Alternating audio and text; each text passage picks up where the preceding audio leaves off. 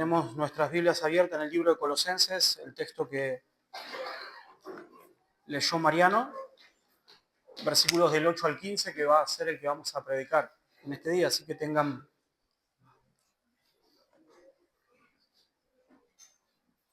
ahí el texto abierto.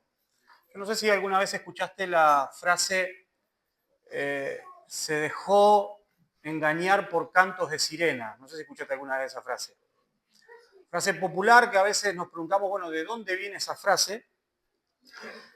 Y esa frase viene de la famosa poesía de la Odisea, atribuida a Homero, y en uno de esos cantos cuenta la historia del rey Odiseo, o Ulises, que después de pelear 10 años en Troya, quiere volver a Ítaca, ¿sí? Que era su hogar, donde estaba esperando Penélope, su esposa, y Telemaco, su hijo. Y dice que la travesía en el mar, porque el rey Poseidón, recuerde que esto es mitología, hermanos, por favor. El rey Poseidón se enojó contra él, así que estuvo 10 años para poder volver a Ítaca, que era su casa. Y cuando pasó por la isla de Circe, que era una hechicera, una bruja, le dijo que tenía que tener cuidado porque en la isla de las sirenas había unas sirenas que cantaban y su canto era tan atractivo que atraía a los marineros, y lo que los marineros hacían atraídos por ese canto, que era tan irresistible, era ir hacia la isla, querer ir hacia la isla donde estaban las sirenas, chocaban contra las piedras y los marineros que pasaban por ahí nunca se los veía más, nunca más se los veía. Así que Circe le dice a Odiseo que tenga cuidado de pasar por esa isla. Así que cuando Odiseo iba a pasar por ese lugar, lo que hace es pedirle a aquellos que remaban, a los soldados en el barco, que se pongan cera en el oído, así que se pongan tapones de cera para no escuchar el canto de esas sirenas, y pide que a él lo aten en el mástil para que si escuchaba el canto de la sirena no se vea engañado por ese canto y pueda aguantar. Así que básicamente el poema pasa, ahora salió también una película que tiene que ver con esto, con esa tensión de que pasan por la isla de las sirenas y los soldados, a no escuchar el canto de las sirenas porque tenían cera en los oídos, siguen remando. Odiseo, al estar atado en el mástil, por más de que él se desespere y quiere ir, no puede hacer nada, así que el barco pasa bien y Odiseo se puede dirigir a Ítaca, porque no escucha ese canto de las sirenas que quiere engañarlos. Bueno, en el texto, hermanos, que vamos a ver hoy, Pablo le habla a la iglesia de Colosa, una iglesia que también va rumbo a un lugar, no a Ítaca como iba Odiseo, sino que va camino hacia la presencia de Dios, hacia su lugar celestial, como es el destino de la iglesia, del Señor de todos los tiempos, pero que también se ve amenazada por cantos de sirenas que la quieren engañar en ese tiempo. Y hoy vamos a ver de qué se trata esto. Y Pablo le está diciendo que de alguna manera, al igual que aquellos remeros, se pongan cera en el oído para no escuchar y sigan por su camino. Así que los textos que vamos a ver hoy es el apóstol Pablo, que ya veníamos viendo en los capítulos anteriores cómo él se esforzaba para que los colosenses sean completos en Cristo. Ahora se sigue esforzando para decirles que no se dejen engañar con esas falsas promesas de plenitud o esos cantos de sirena, como decíamos recién, que aparecían dándoles o diciéndole a los colosenses de filosofías o ideas, los cuales a ellos les podía dar una vida plena.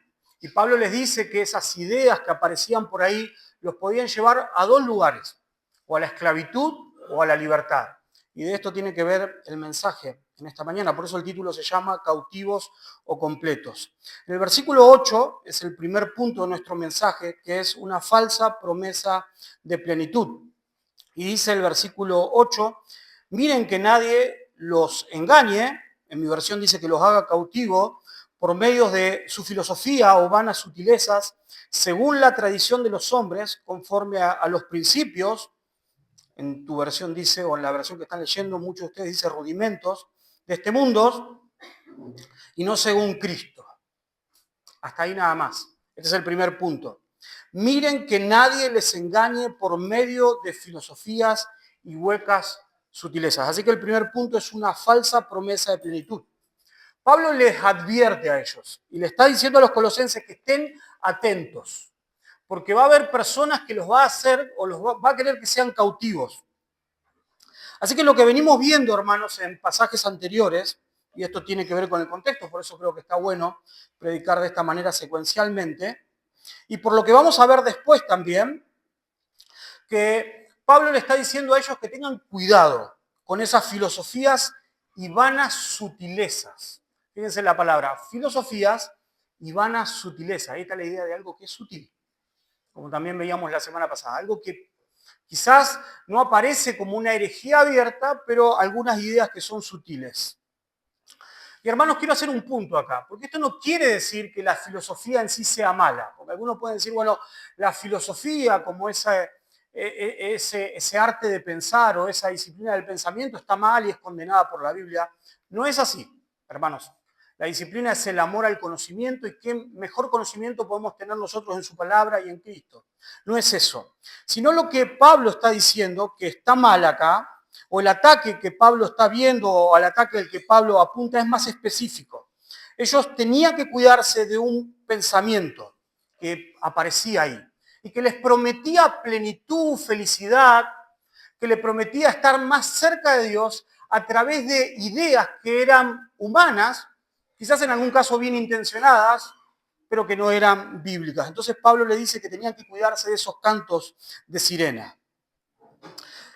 Se le decía, quizás con ideas o con filosofías, a los hermanos de Colosa, que ellos necesitaban sentirse plenos a partir de experiencias o ideas filosóficas de la época. En algunas partes de la carta nosotros vimos que se apela al esfuerzo humano. Bueno, si ustedes se esfuerzan más, si hacen esto, si no hacen esto, van a ser mejores hijos de Dios o van a estar más cerca de Dios. En algunas partes vimos que también se va a hablar del misticismo y eso vamos a hablar, si Dios así lo permite, en el próximo mensaje. Vamos a meternos más en la idea de misticismo, como hasta había en aquel lugar una especie de culto a los ángeles. Así que, por un lado, aparece la filosofía. Tengan cuidado de esto. Tengan cuidado de no dejarse engañar por la filosofía. Pero después aparecen los rudimentos de este mundo. Pablo le dice, tengan cuidado con la filosofía y también con los rudimentos de este mundo. Y yo sé que la palabra rudimento no es algo que ustedes utilicen demasiado. No sé cuál fue la última vez que por mensaje de WhatsApp le dijiste a alguien, ten cuidado con los rudimentos. Creo que nunca. En mi versión, hermanos, esa frase rudimento dice principios elementales. Y es una palabra que ha traído mucho debate. ¿Qué son esos rudimentos o esos principios elementales? Porque podemos darnos cuenta por la carta qué es lo que Pablo le está diciendo, tengan cuidado de las sutilezas filosóficas que aparecen. Pero ¿cuáles son esos principios elementales que aparecen? Y hay dos opciones, o por lo menos los comentaristas manejan dos opciones. Hay una que a mí me parece que se adecua más, por lo menos al contexto. La primera atiende a la traducción literal, elementos básicos. No dice rudimentos, sino elementos básicos o principios elementales, como dice mi versión, o la versión que yo estoy leyendo de la Biblia de las Américas. Y la idea ahí es principios del alfabeto, o la idea de un ABC. ¿Vieron cuando uno le dice a alguien, bueno, esto es el ABC? ¿Vieron cuando le dicen, bueno, esto es el ABC? Es lo primordial, lo que tenés que aprender. Bueno, muchos entienden que esos principios elementales son los principios del ABC. Y bajo esa lectura algunos dicen, bueno, lo que los colosenses o algunos que estaban metiendo falsa enseñanza le estaban diciendo, bueno, está bien el mensaje del Evangelio que ustedes están aprendiendo, la libertad de Cristo, pero tienen que volver a los principios elementales de la ley. La ley, el Antiguo Testamento, el Antiguo Pacto, es el ABC. Está bueno esto de Cristo, pero ustedes tienen que volver al ABC de lo que es la ley y atarse nuevamente a la ley. Bueno, algunos entienden que viene de ese lado. Otros, y yo creo que eso tiene que ver más con el contexto, hermanos, hay una segunda opción para leer estos rudimentos o estos principios elementales, de qué se tratan, y yo estoy más de acuerdo con eso porque tiene que ver más con el contexto, es que esos principios elementales eran como creían muchos griegos, esto era mucho de la idea grecorromana, de un misticismo de creer de poderes elementales de la naturaleza. ¿Sí? Poderes elementales de la naturaleza. Entonces venían al Evangelio, pero todavía tenían esa idea de los poderes esenciales del mundo, que tenían que ver con poderes o dioses que tenían que ver con el viento, con la tormenta, con los rayos, ¿sí? Con la creación del mundo, de la tierra y tantas cosas. Entonces, esas ideas medias sincretistas se metían ahí y muchos decían, bueno, está bien el mensaje del Evangelio, pero hay otros poderes por ahí. Esto es como el equivalente a aquel hermano que recién está arrancando y que dice, bueno, Cristo está bien, pero ¿será que la luna hoy está en Acuario? ¿O está en Sagitario? ¿Vieron? Bueno, es una idea parecida. Y Pablo dice, tengan cuidado con eso, con las filosofías que se meten, pero también con estas ideas de esos principios elementales. Y creo que al ver el versículo 10, el versículo 15 y el versículo 18 del capítulo 2, me parece que tienen más fuerza esta idea y ahora vamos a seguir. Así que lo que Pablo llama principios elementales del mundo, sea que sea la primera opción del ABC, o sea que sea la segunda opción con la que yo estoy más de acuerdo, lo que Pablo está diciendo es que todo sistema religioso que intenta alcanzar plenitud espiritual por medio de reglas, rituales, experiencias o misticismo, eso no es evangelio. Y hay que tener cuidado. El evangelio está en otro lugar. Esos son complementos. Son complementos de personas que decían, bueno, esto que ustedes tienen ahora está bien, el mensaje de aquel carpintero judío está bien, pero es una idea más. Pongámosle otras cosas. Bueno, Pablo dice que tengamos cuidado con eso. Tengan cuidado con esos rudimentos, con esa filosofía. Y algunos dicen, bueno, pero yo no sé nada de filosofía. Pero hay mucha gente que dice, yo tengo una filosofía de vida, ¿vieron? Cuando una persona dice yo tengo una filosofía de vida, está diciendo que tiene una forma en la cual ve la vida y cual la encara. Así que de alguna manera todos tenemos una filosofía y estamos en peligro muchas veces que falsas filosofías se metan en nuestra vida y se metan en la iglesia y nos lleven a otro lugar que no es Cristo y que es el Evangelio. A veces pensamos que nosotros pensamos por nuestra propia cuenta o el hombre hoy en la sociedad piensa por sus propias cuentas. Hay tanta gente que dice, no, yo soy libre de pensar como quiero. Y a veces me gustaría preguntarle, ¿es así eso?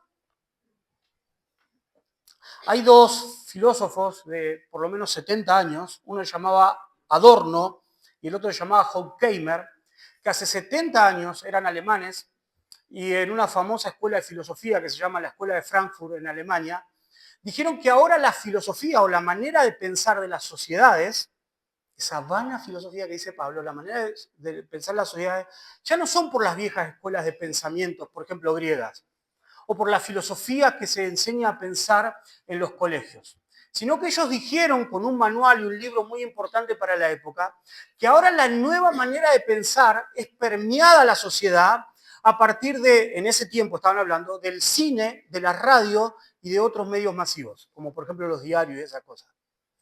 Esto lo decían hace 70 años. O sea que la filosofía ahora se transmite por los grandes medios. Hermanos, piensen qué pensarían hoy si conocerían las redes sociales.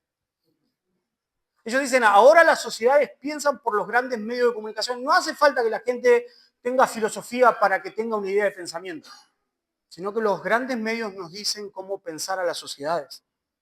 Eso pensaban ellos, hace muchas décadas. Ellos decían que la gente hoy piensa como una cultura de medios, o como los medios... ¿Se escucha? Hola. O como los medios hoy le dicen a la gente que puedan pensar. Y eso quizás no es como las ideas o las filosofías colosenses, pero son ideas con las cuales hoy peleamos y son ideas que muchas veces se quieren meter en la iglesia. Esas huecas sutilezas o filosofías que hoy le dicen a la sociedad y que muchas veces quieren meterse dentro de la iglesia, le dicen a la sociedad cómo pensar en cuanto a la manera de vivir, en cuanto, por ejemplo, al dinero, en cuanto a la fama, en cuanto a la autorrealización, en cómo ser una buena o una mala persona, la sexualidad, cómo es un matrimonio, cómo se crían los hijos. Eso está todo a través de los medios. Y si no tenemos cuidado, iglesia del Señor, si somos incautos y si no nos tapamos los oídos y ponemos la vista donde no tenemos que ponerla, muchas veces podemos ser tentados y dejar llevar nuestra vida y la vida de la iglesia por medio de esas filosofías de este mundo y no según Cristo. Esto lo hablaba la semana pasada, porque alguno lo ve de manera personal, pero también en la iglesia misma. Si filosofías que quieren entrar, bueno, si eso funciona, no importa que no esté en la Biblia. Hagámoslo, porque eso atrae gente. Filosofías y huecas sutilezas.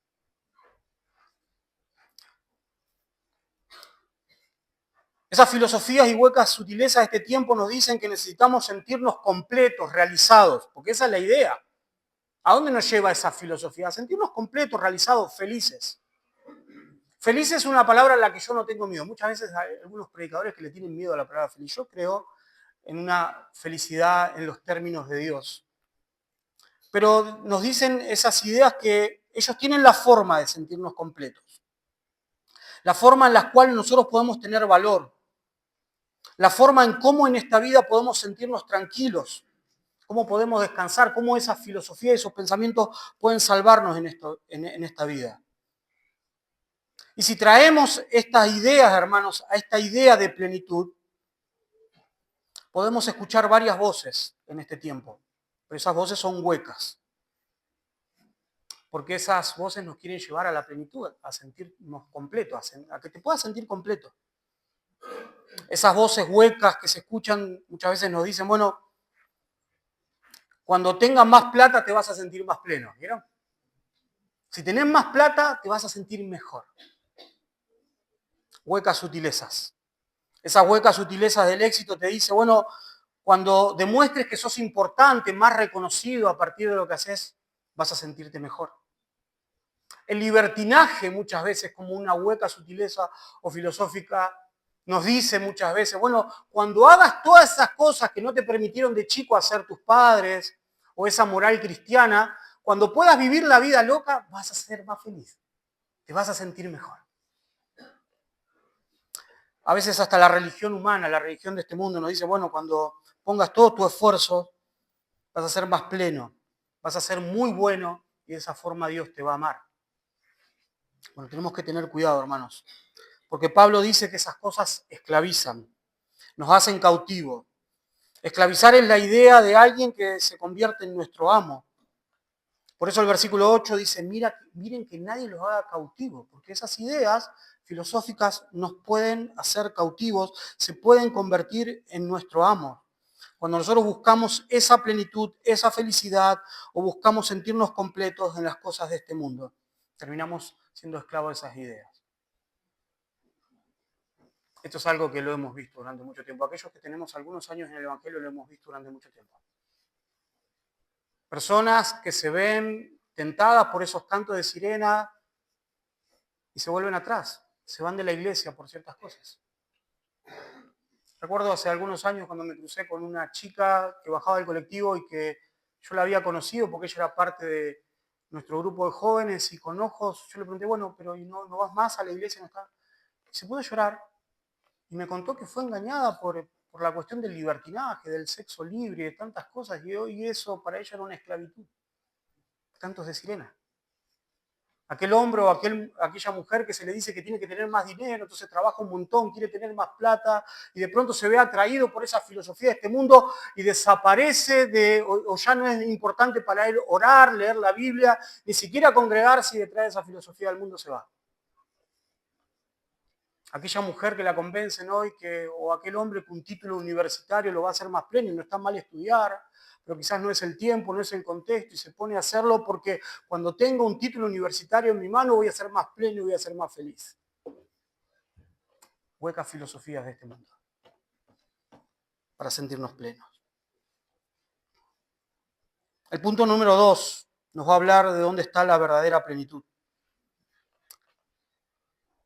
La respuesta de Pablo, hermanos, cuando leemos el versículo 9, vamos a leerlo, el versículo 9 y el versículo 10 dice, porque toda la plenitud de la deidad reside corporalmente en él, y ustedes han sido hechos completos en él, que es la cabeza sobre todo poder y autoridad.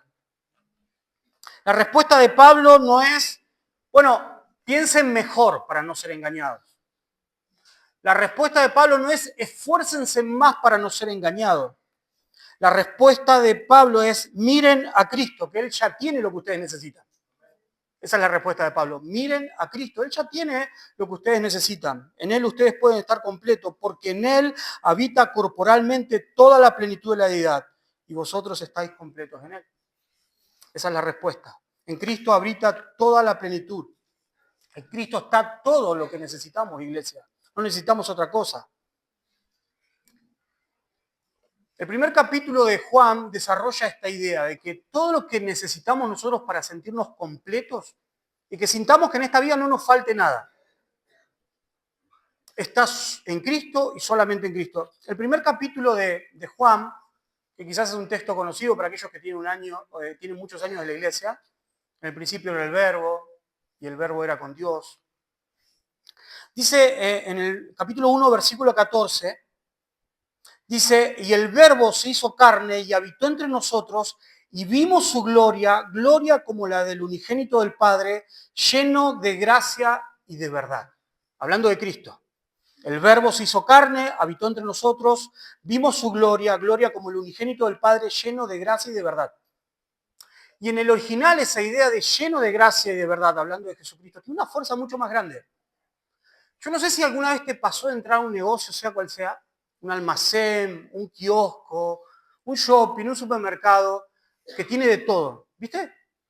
Que tiene de todo, podés comprar de todo y te quedaste ahí, acá hay todo. Acá puedo llevarme de todo, porque esto está completo. Bueno, la idea que utiliza Juan, esa idea de Cristo lleno de gracia y de verdad es eso. Es que Cristo está completo y tiene todo. En el versículo 16, en el capítulo 1, 16, dos versículos después del 14, dice, y de su plenitud todo hemos recibido y gracia sobre gracia. Así que la idea que desarrolla Juan es, en Cristo está completo, tiene todo, está lleno de gracia, de verdad, tiene todo, y de Él, los que somos de Cristo, hemos recibido gracia sobre gracia, o sea, recibimos de Él.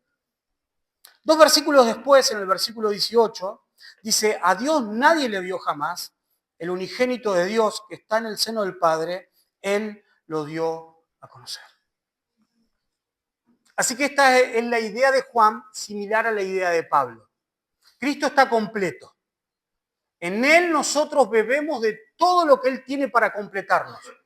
Y el unigénito del Padre, o sea, Cristo, es el que nos da a conocer al Padre. Y esto lo unimos a las predicaciones anteriores, cuando decimos que Cristo tiene o es supereminente en todo. Cristo es el que ha dado a conocer al Padre. Así que si vos querés tener la plenitud de Dios, tenés que tener una relación profunda y significativa con su Hijo Jesucristo para poder conocerlo. Esa es la idea. No podés ser pleno en Dios sin conocer a su Hijo Jesucristo.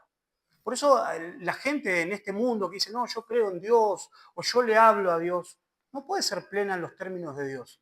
Porque esas personas tienen que conocer y tener una relación con Jesucristo. Así lo ha determinado Dios.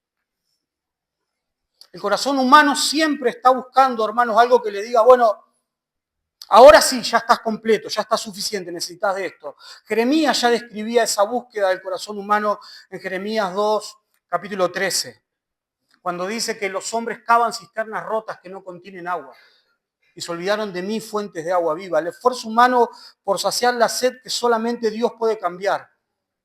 El Evangelio verdadero nos anuncia que en Cristo ya hemos recibido una identidad plena, que ya no tenemos que esforzarnos por conquistar algo más. No hay que esforzarnos por conquistar algo más. Ya todo lo que necesitamos para tener una identidad plena está en Cristo. Y esto nos lleva al tercer punto. En Cristo recibimos una nueva identidad. ¿Por qué estamos completos en Cristo? ¿Por qué podés sentirte que en Cristo estás completo, que no te tenés que dejar engañar por nada? Bueno, y ahora vamos a ver esos beneficios que tenemos en Cristo. Vamos a leer el versículo 11 y 12.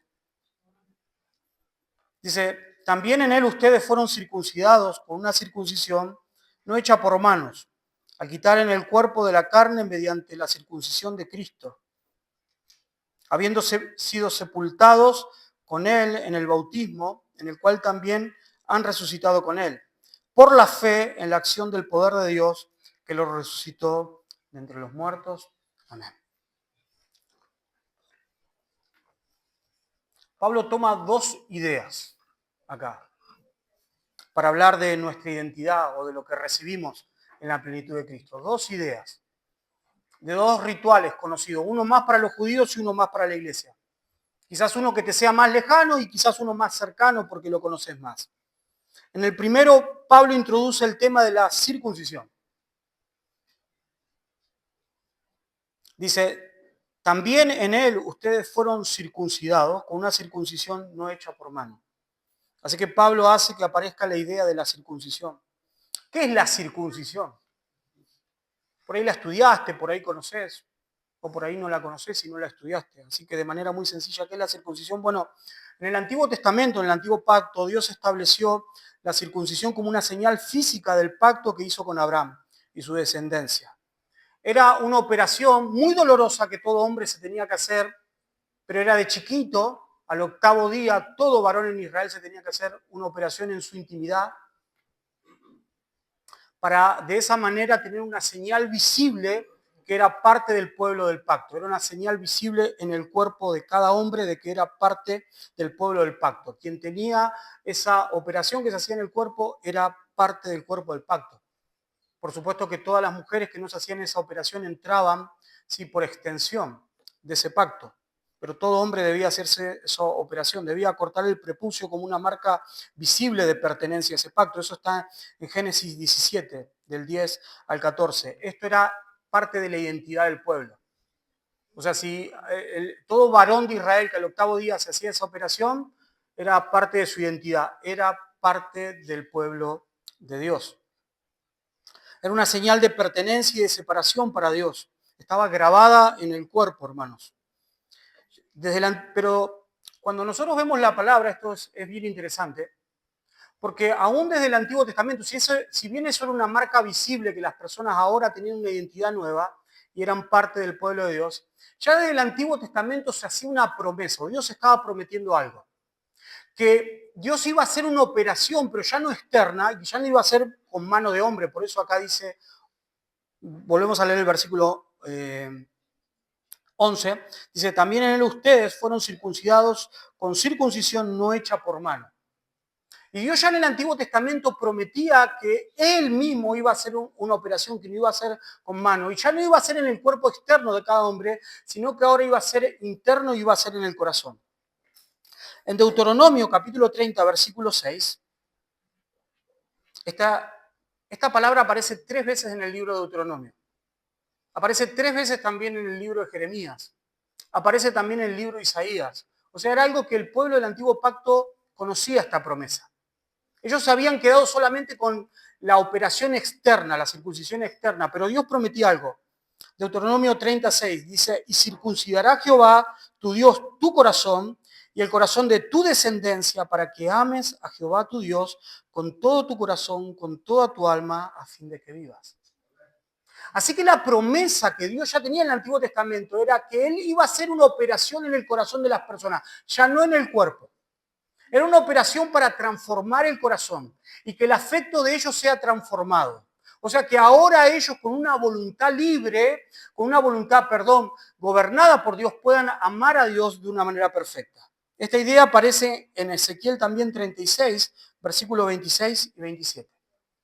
Y si bien acá no aparece la palabra circuncisión, pero sí aparece la promesa. Dice, y les daré un corazón nuevo, Ezequiel 26 y 27, les daré un corazón nuevo y pondré espíritu nuevo delante de vosotros y quitaré de vuestra carne el corazón de piedra y os daré un corazón de carne y pondré dentro de vosotros mi espíritu y haré que andéis en mis estatutos y guardes mis preceptos y los pongas por obra. Así que cuando habla de una circuncisión, ahí en el versículo 11, no hecha por mano, Dios está haciendo mención a esa promesa, de que Dios prometía ya del Antiguo Testamento que a su pueblo lo que iba a hacer es le iba a hacer un cambio en el corazón y los iba a transformar. Y hoy iban a tener una identidad nueva como hijos de Dios, ya no por una marca externa, sino por una marca en el corazón. Eso es la circuncisión del corazón. Era esa operación que Dios prometía hacer con su mano, de cambiar el corazón de las personas. Y este es el beneficio, esta es parte de nuestra identidad, hermanos. Estamos completos en Cristo ahora, porque Dios por su gracia transformó nuestros corazones. Nos hizo nacer de nuevo. El viejo pacto, lo que las personas hacían en el antiguo pacto era esforzarse a través de la ley por cumplir los propósitos de Dios. Dios prometió para nosotros un nuevo pacto mucho mejor, que Dios por medio de su Espíritu iba a transformar. Ya no una operación por medio de manos humanas, sino que el mismo Espíritu de Él transformando nuestros corazones para que nuestros afectos sean transformados y ahora podamos amar libremente a nuestro Dios. ¿No es una promesa grandiosa? Es glorioso eso.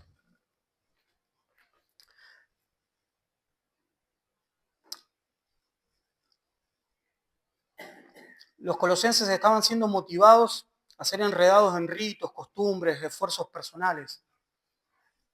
Muchos de entre ellos decían que aún tenían que circuncidarse para ser agradables a Dios. Pablo le dice que esa es una obra que Cristo ya hizo.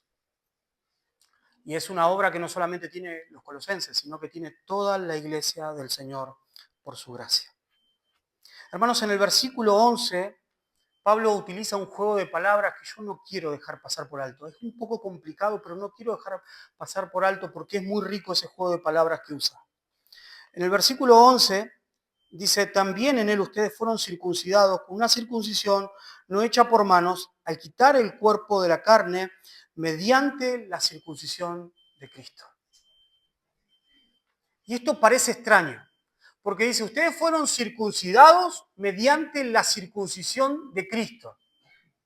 Y alguno podría llegar a pensar, bueno, entonces nosotros fuimos transformados porque Cristo, siendo también judío, al octavo día se circuncidó.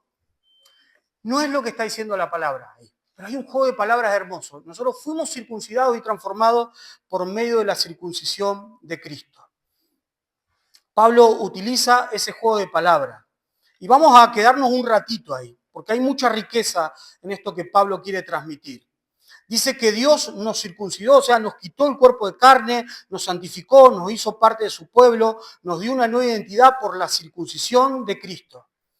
Y yo no quiero que te olvides que la idea de circuncidar quiere decir cortar.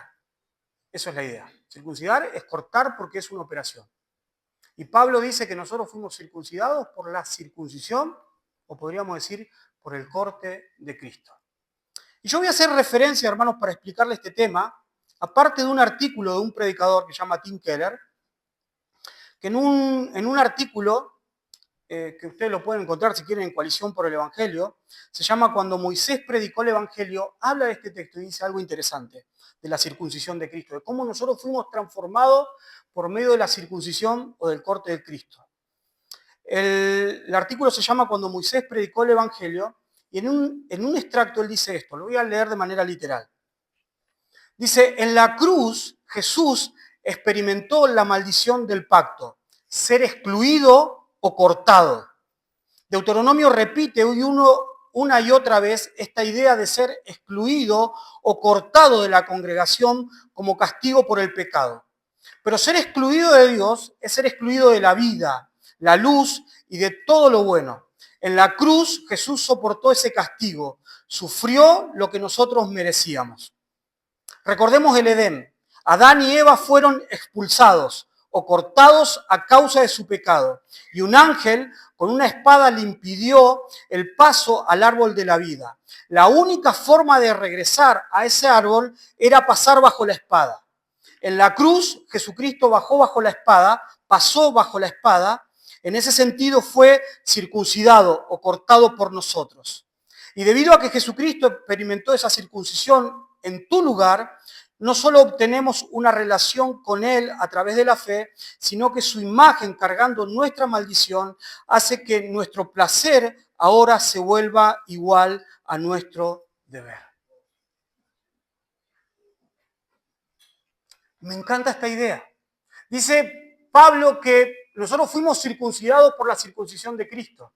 Esa idea de ser cortado, y como dice que él en el Antiguo Testamento, ser cortado, sí, era ser maldito. Bueno, Cristo fue cortado, fue circuncidado en la cruz del Calvario. Pero para que nosotros podamos entrar a la presencia del Señor. Para que la obra de cambio, de identidad, de circuncisión en nuestra vida, para que hoy nosotros podamos ser parte del pueblo del pacto, de la iglesia del Señor, pueda ser posible. Cristo fue cortado y pasó esa maldición en beneficio nuestro.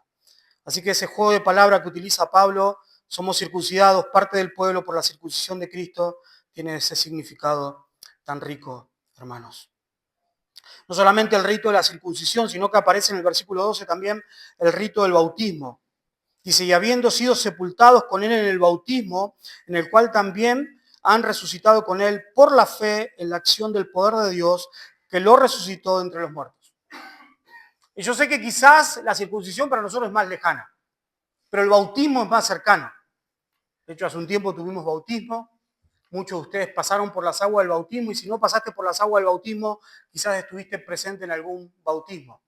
Por lo menos en el bautismo cristiano, que nosotros creemos como bautistas. El de que una persona va al fondo del agua y después sale del fondo del agua como una imagen de identificarse públicamente con Cristo. Pablo introduce la idea del bautismo como un beneficio también de nuestras vidas, de la plenitud de Cristo. Se nos dice que el bautismo es una identificación pública con la muerte y la resurrección de Cristo. En Romanos capítulo 6, versículo 5 dice, porque si fuimos plantados juntamente con Él en la semejanza de su muerte, así también lo seremos en la de su resurrección. En Gálatas 3:27, hablando del bautismo, dice, todos los que habéis sido bautizados en Cristo, de Cristo estáis revestidos. Y acá está la idea de lo que está diciendo Pablo. Pablo dice, plantados juntamente con Él. En Gálatas dice, tienen las mismas vestimentas de Cristo. Así que la idea que se comunica es la de estar unidos estrechamente con Cristo. Y el versículo 12, hermanos, que leímos, aclara que esto es por medio de la fe. Así que lo que está diciendo Pablo es que en el bautismo, por medio de la fe, nosotros nos identificamos con Cristo. Y cuando Cristo muere, nosotros morimos a nuestra vieja vida. Y estamos tan identificados con Cristo que cuando Cristo resucita, nosotros resucitamos con Él. Sí, esta es la idea. Pero no es una cuestión mística. Pablo dice que eso es por medio de la fe. Estamos unidos a Cristo por medio de la fe. Es una verdad un poco difícil de asimilar, hermanos, pero es bíblica. Por la fe estamos unidos a Cristo.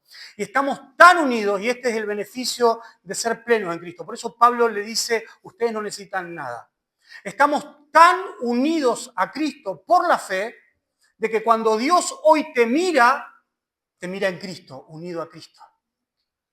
Y todos los beneficios de Cristo, toda la gracia de Cristo, toda la obra de Cristo está puesta a tu favor. Hermanos, ¿vos podés llegar a pensar esto? Quizás vos, al igual que yo y al igual que muchos de nosotros, te veas imperfecto. Yo no sé si alguien acá se ve perfecto.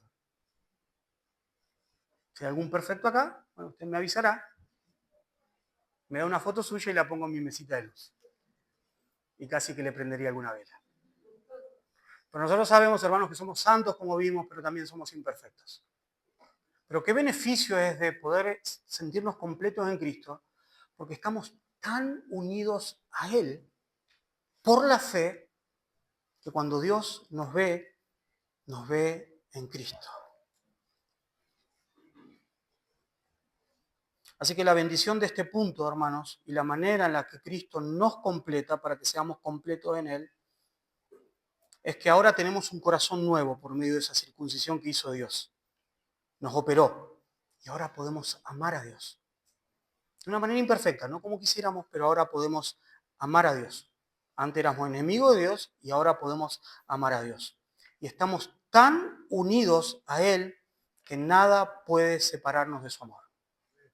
Ni la filosofía de este mundo, ni los cambios de la filosofía que pueden ser diferentes a los tiempos de Colosas a los días de hoy, ni las filosofías que se manejen por ahí afuera, ni nosotros mismos, nuestras emociones que son cambiantes, nos pueden separar del amor de Dios en Cristo Jesús. Nada. Esa es la bendición que tenemos. Punto número 4, nuestra próxima bendición, versículos 13 y 14, lo leemos. Dice, cuando ustedes estaban muertos en sus delitos y en la incircuncisión, o sea, en la vieja vida de su carne, Dios le dio vida juntamente con Cristo, habiéndonos perdonado todos los delitos, o los pecados, como dice en la versión que están leyendo. Y el versículo 14 dice, y habiendo cancelado el documento de deuda que consistía en decretos contra nosotros y que nos era adverso o contraria, los ha quitado de en medio clavándola en la cruz, los ha quitado de en medio clavándola en la cruz.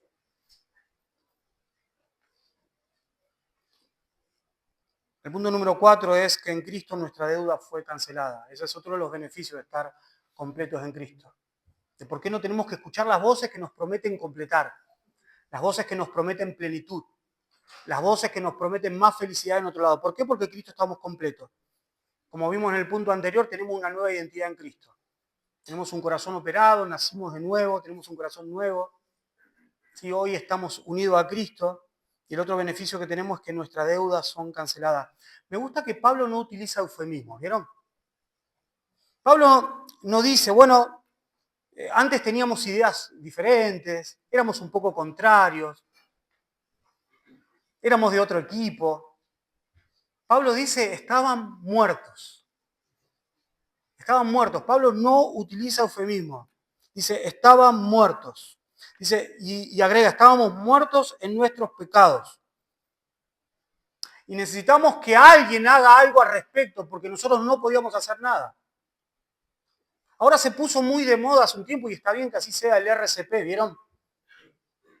¿Vieron lo que es el RCP? Que son esas medidas para reanimar a una persona. Muchas veces se ve que, no sé, en eventos públicos, recitales, partidos de fútbol, en la calle misma, hay alguien que conoce el RCP, hay una persona que está a punto de morirse y está ahí y le hace esos ejercicios, esa persona parece que vuelve a la vida, ¿vieron? Bueno, Pablo dice que nosotros estamos muertos en nuestros pecados y nosotros no podíamos hacer nada. De hecho, un muerto no puede hacer nada para vivir, se dieron cuenta, ¿no? Si ustedes estuvieron en un velorio, deben ser lo suficientemente razonar para saber que esa persona no puede hacer nada para vivir. Bueno, Pablo dice que nosotros estamos muertos y que necesitamos que alguien haga algo al respecto.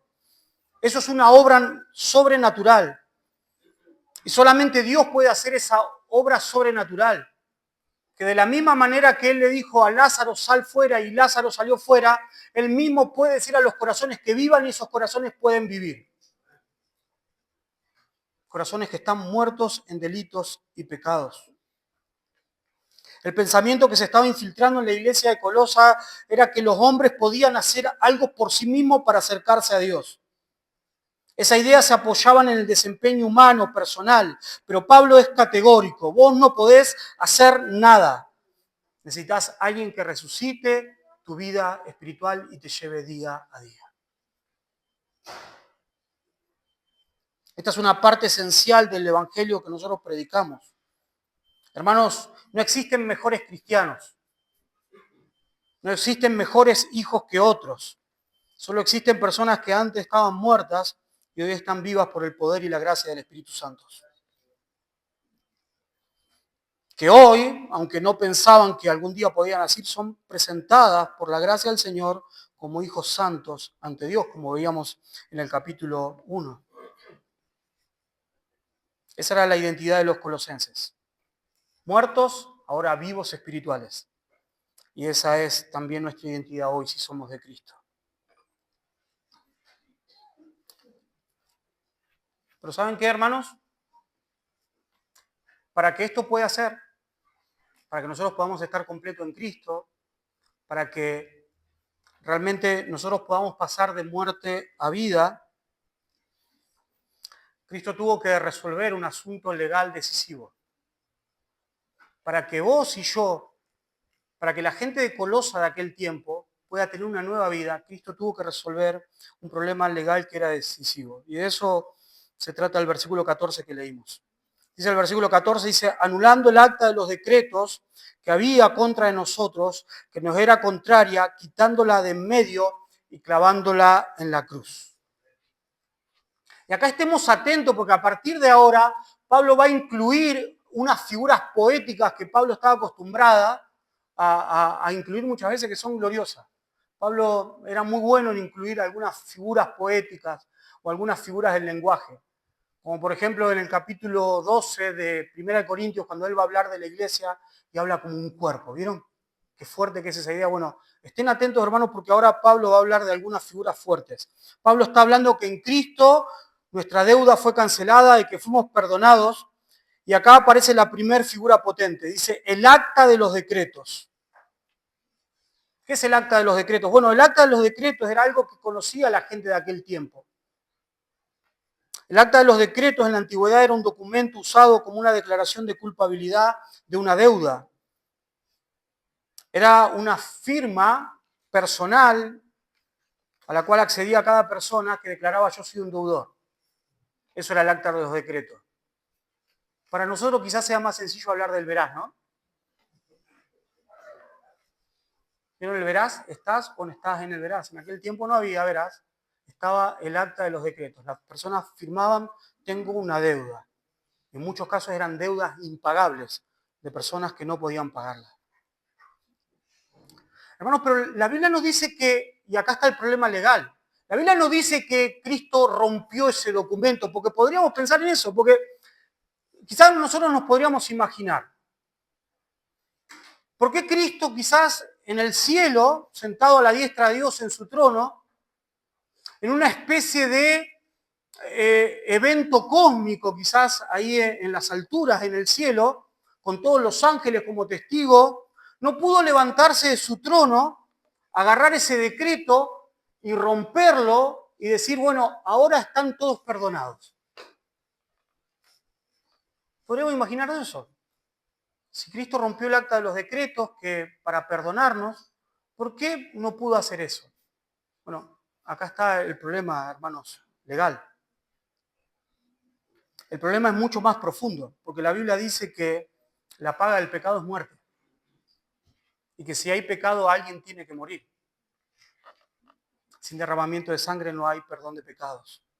Y si Dios realmente es justo, como es justo, porque ese es un atributo de Dios, ¿ustedes creen que Dios es justo? Bueno, si Dios es justo, alguien tiene que pagar con esa condena. Alguien tiene que morir. Por eso, la gloria del Evangelio, la plenitud del Evangelio, es que hubo alguien como Cristo que vino a morir en nuestro lugar. Por eso, hermanos, esta imagen tiene mucha fuerza. Cristo clavó el acta en la cruz. Y eso es una referencia directa a la propia muerte de Cristo. El acta es el mismo. Él fue hecho maldición por nosotros.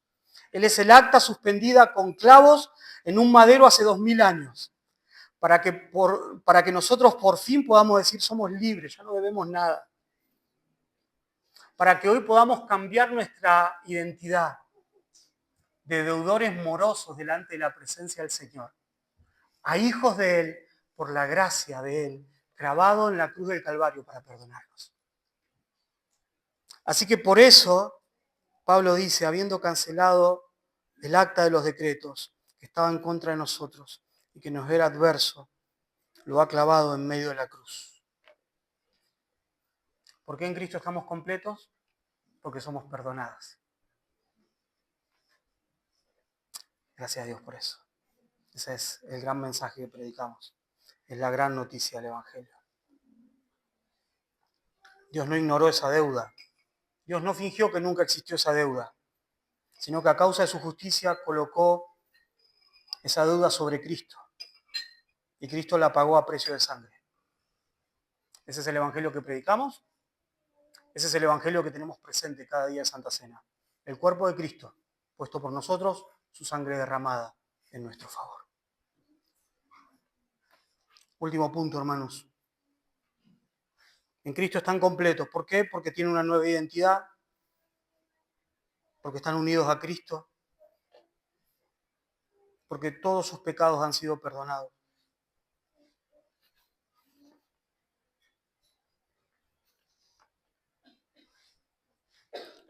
Versículo 15. Dice, y habiendo despojado a los principados y a las potestades, los exhibió públicamente, triunfando sobre ellos en la cruz del Calvario. Acá aparece otra idea poética fuerte.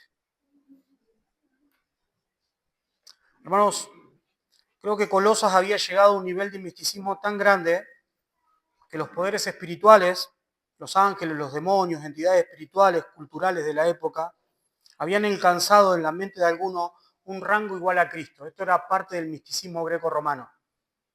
Y muchos entienden esta idea, de que eso estaba tan metido en la iglesia porque, bueno, era una costumbre de los griegos y de los romanos que, bueno, había una especie de Partenón de dioses. Entonces, el evangelio había llegado a ellos, el evangelio que tiene que ser el todo en la vida del cristiano, Pero había algunas personas que decían, bueno, esto está bien, Cristo está bien, pero hay otros dioses, también otras identidades que compiten. Están con Él. Habían llegado a ese nivel de misticismo. Hermano, y esto no es nuevo, porque esto a veces me hace acordar, vieron que hay personas, y a veces hablamos de personas y tenemos que tener cuidado nosotros también. Vieron que hay personas que suben a Satanás y a sus demonios al mismo cuadrilátero que Cristo y lo ponen con el mismo pesaje. Parece que están iguales. Hay personas que solamente hablan de Satanás, tienen miedo a Satanás y parecería que Satanás tiene el mismo poder que Cristo, ¿vieron? Pero para tranquilidad de nuestros hermanos en Colosas y para la nuestra, Pablo dice que ya Cristo despojó a los principados y a las potestades, los venció. Por eso un cristiano ya no tiene que andar teniendo temor a Satanás. Debe cuidarse de sus maquinaciones, sí, pero ya no tiene que tener temor de Satanás. Como estudiamos cuando vimos Mateo 12:29, que Cristo es el hombre fuerte que ató. Cristo es el hombre más fuerte que ató al hombre fuerte. Mateo 12:29 dice, o cómo puede alguno entrar a la casa del hombre fuerte y saquear sus bienes si primero no le ata, entonces podrá saquear su casa. Hermanos, Cristo ató al hombre fuerte para liberarnos a nosotros, que éramos cautivos.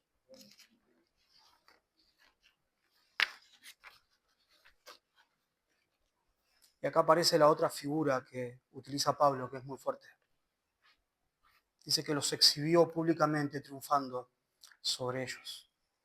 ¿Saben que en aquella época se utilizaba mucho?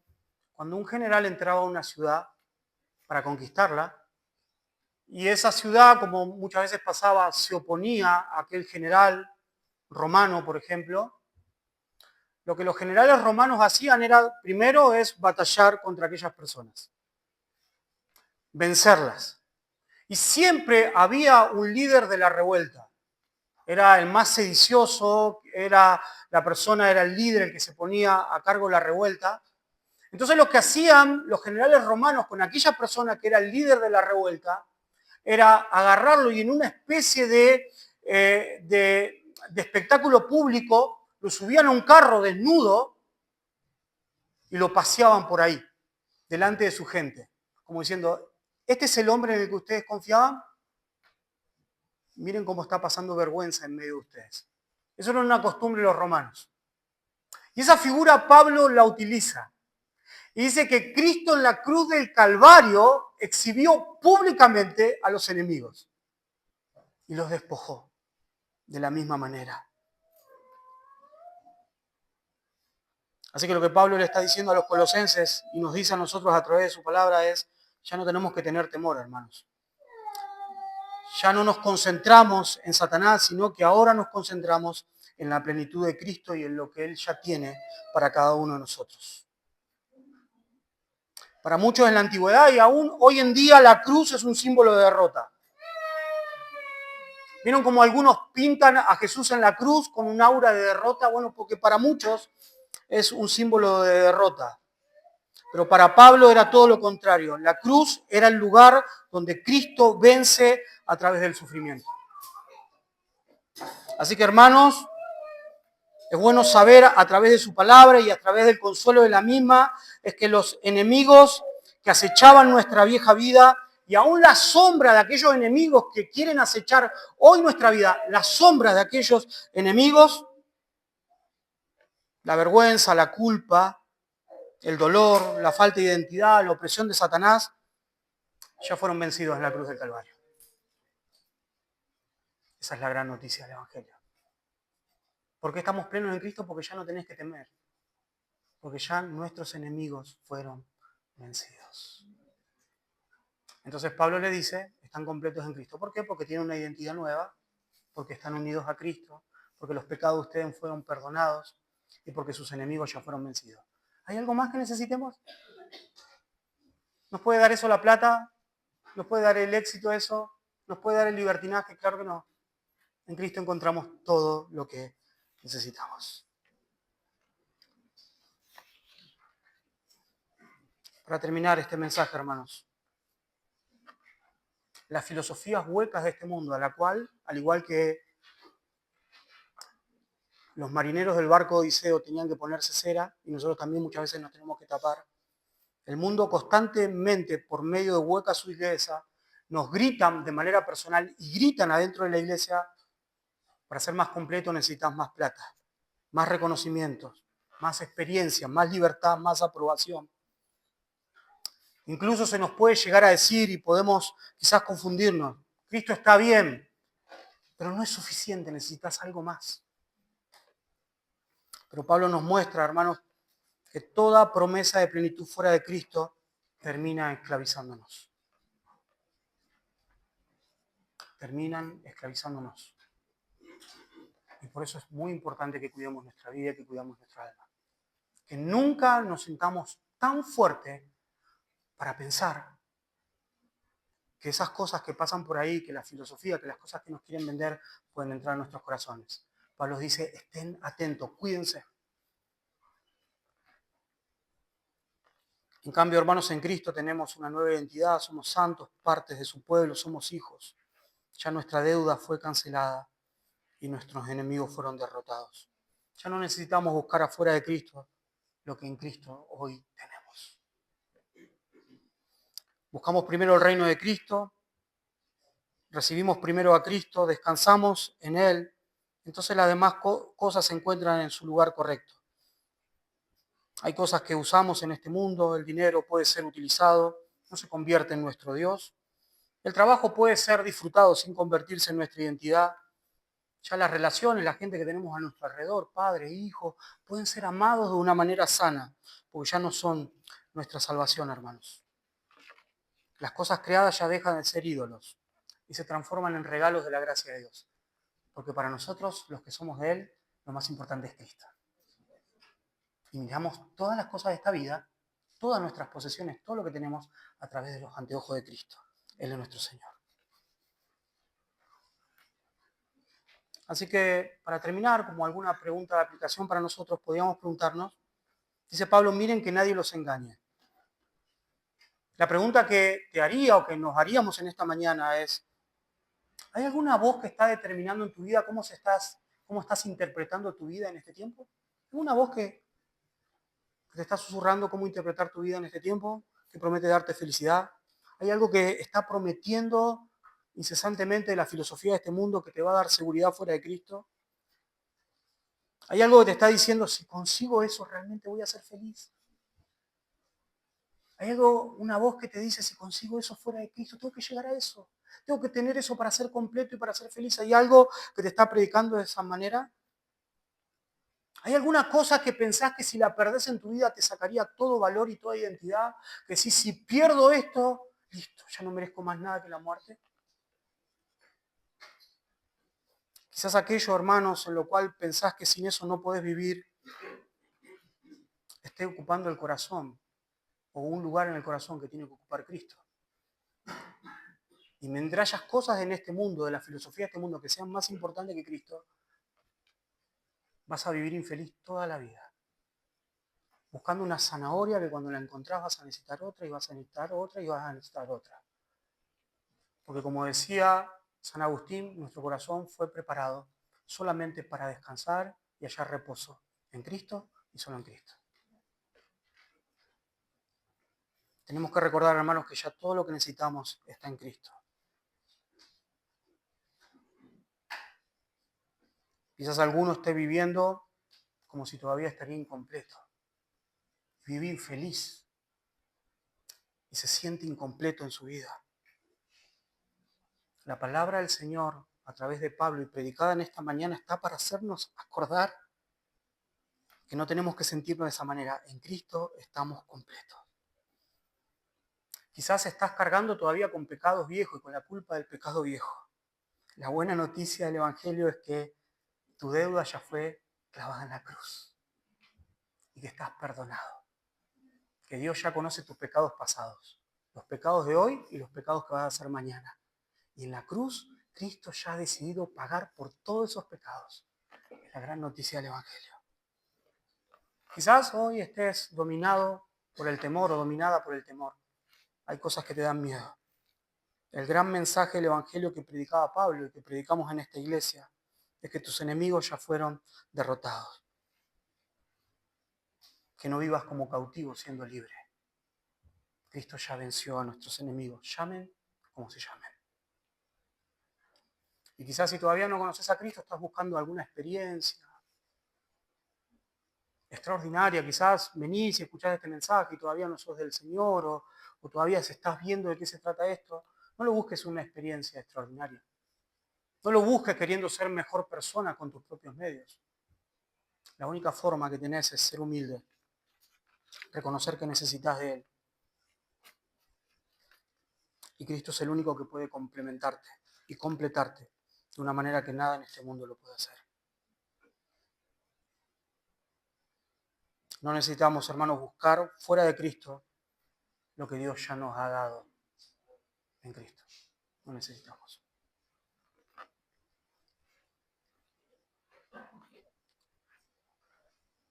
Y de la misma manera que Odiseo se ató al mástil de ese barco para resistir el canto de las sirenas, atemos nuestros corazones a la cruz del Calvario,